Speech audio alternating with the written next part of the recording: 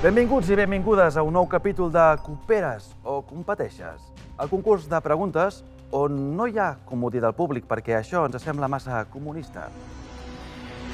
Avui, en el blog sobre economies feministes, ens acompanyen l'Anna i l'Elba, sòcies de la Ciutat Invisible, oi? Cooperativa de treball que, a més de gestionar una llibreria, desenvolupa tasques vinculades a la producció de coneixement, promoció i acompanyament del cooperativisme.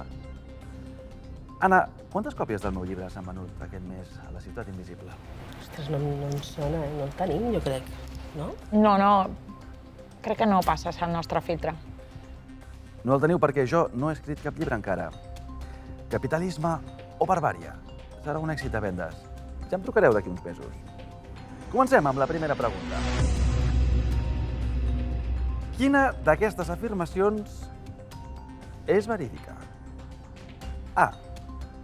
Segons els últims estudis, la bretxa salarial de gènere a Catalunya es situa al voltant del 10%. B. La irrupció de Vox ha suposat un avenç en els drets de les dones. C.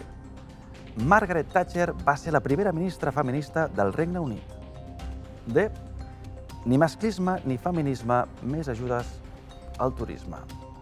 Jo crec que aquesta, tio. Ni masclisme ni feminisme. No? Potser la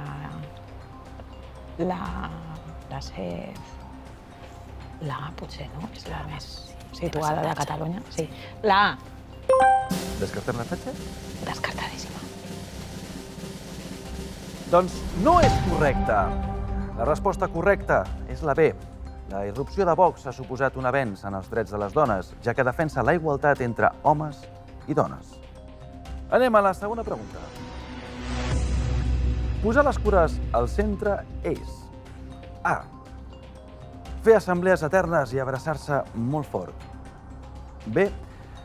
Organitzar un taller de noves masculinitats. C. Dedicar temps a fer una mirada interna a l'organització i a la vida de les persones que la formen.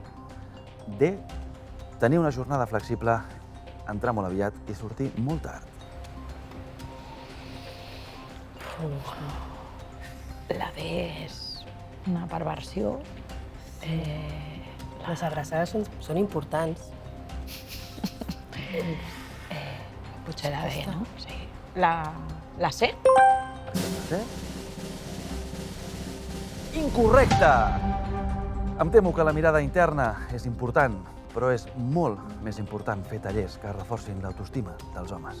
Perquè a nosaltres també ens passen coses, sabeu? També tenim els nostres problemes. Té carinyo. Llàgrimes d'home. Gràcies. Molta atenció perquè anem a la tercera i última pregunta. El nostre projecte és realment feminista perquè A. El logotip és de color lila. B. Introdueix la perspectiva de gènere. C.